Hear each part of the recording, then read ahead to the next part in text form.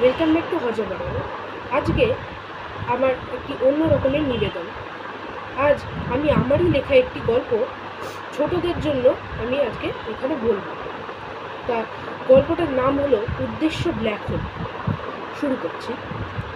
T-3, 2, 1 ঘোষণার সাথে সাথেই দৈত্যাকার 700 ফুটের রকেটটি এক প্রবল শব্দের সাথে পাড়ি দিল মহাজগতে এক আশ্চর্যজনক বস্তুর উদ্দেশ্যে, ব্ল্যাক হোল।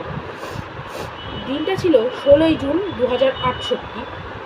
রকেটটি ছিল একটি হেভি ওয়েট লিফটার, প্রায় 10 থেকে 20 জনকে এবং তাদের খাদ্য ও প্রয়োজনীয় ব্যবহারের জিনিস সমেত প্রচুর জ্বালানি, গ্যাস ও তেল বহন করতে পারে, কারণ পথটি অনেক দূরের। যাত্রী ছিল মোট 11 জন। ক্যাপ্টেন ছিলেন Olphus Smith, vice captain Walter winter.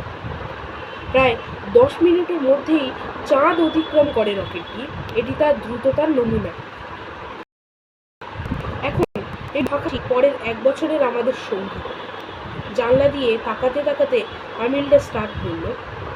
এতক্ষণে তারা জানলা দিয়ে চাঁদের বিপরীত পৃষ্ঠ, যা পৃথিবীর মানুষেরা কখনো দেখেনি, তা দেখছিল। কিছুক্ষণের মধ্যে তাও তাদের দৃষ্টিচ্যুত হলো।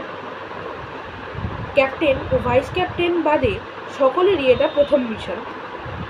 জানলা দিয়ে বাইরে তাকানো থেকে তাদের চোখ সরতে চাইছে না, আর চাইবে নাই বা কেন? হয়তো এটা হতে পারে তাদের প্রথম এবং শেষ অভিযান। তখনই হঠাৎ তাদের রকেটের হলোকনটি ভোঁ করে আওয়াজ করতে শুরু করলো। হলোকন অর্থাৎ হলোগ্রাফিক কনফারেন্স। এই অতি আধুনিক শুনতে নামটি হলো একটি যন্ত্র, যেটি অনেকটা বর্তমানে ভিডিও কলের মতো।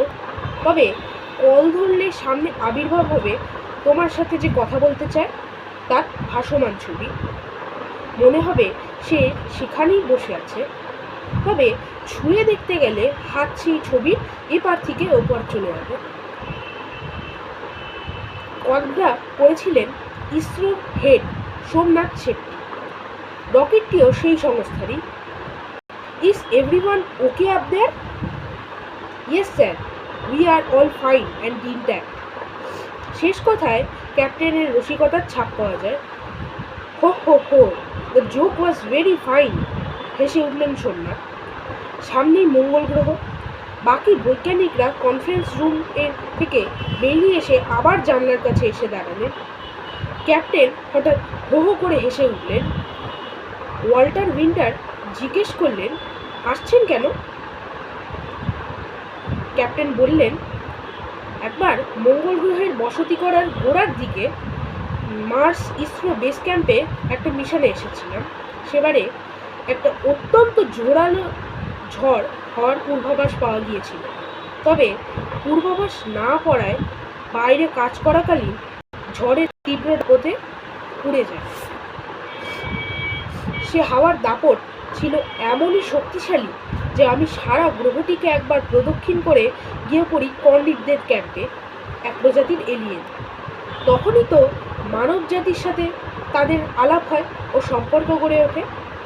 তাদের কাছ থেকেই তো আজ আমাদের এই আধুনিক অ্যান্টি গ্র্যাভিটি সিস্টেম পাওয়া। তবে তাও সমস্যা ছিল একটা।